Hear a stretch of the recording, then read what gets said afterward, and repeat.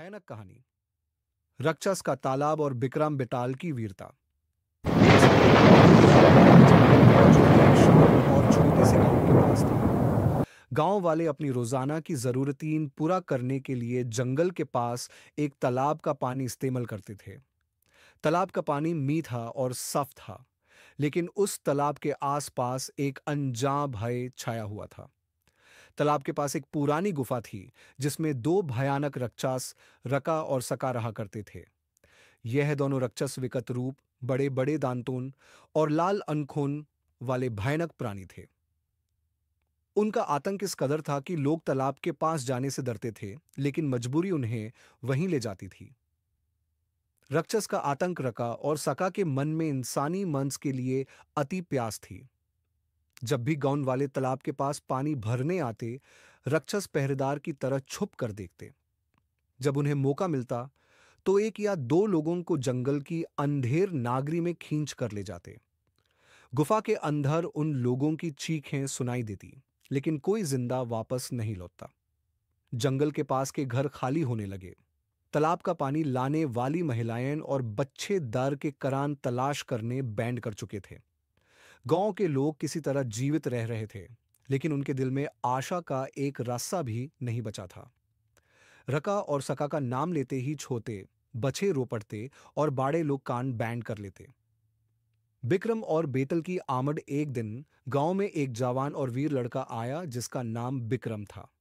उसका चेहरा तेज से चमक रहा था और उसके साथ एक अद्भुत सा प्राणी था, बेटल, जो हवा में उड़ता एक आत्मा के रूप में रहता था। गांव के लोगों ने अपनी दशा के बारे में उससे बताया। बिक्रम ने सुनते ही कहा, ये राक्षस अब ज्यादा दिन तक नहीं रहेंगे। मैं उन्हें खत्म करने का वादा करता हूं। राक्षस का तालाब के पास हमला। बिक्रम और बेतल ने तालाब के पास जाकर देखा कि वहां सब कुछ सन्नाटा था। रात के समय जब चांद अपनी रोशनी से तालाब को चमका रहा था, बिक्रम ने देखा कि राक्षस तालाब के पास अपना शिकार ढूंढने आए।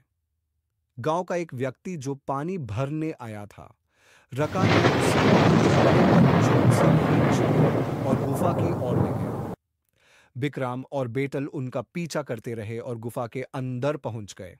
वहां का नजारा देखकर बिक्रम के होश उड़ गए। गुफा के कोने में इंसानी हड्डियां बिखरी हुई थी। राक्षस अपनी आखिरी शिकार का भोजन कर रहे थे। बिटल ने कहा, समय आ गया है बिक्रम, राक्षसों का अंत करना होगा। रका और सका का अंत। बिक्रम ने अपनी तलवार निकाली, जो एक जादुई तलवार थी। बिटल ने अपने जादू के जोर से गुफा के कोने में छुपी अंधेरा शक्तियों को कमजोर कर दिया। रका और सका ने बिक्रम को देखा और जोर से चीखे, तू हमसे लाड़ने आया है, तेरी मौत तय है।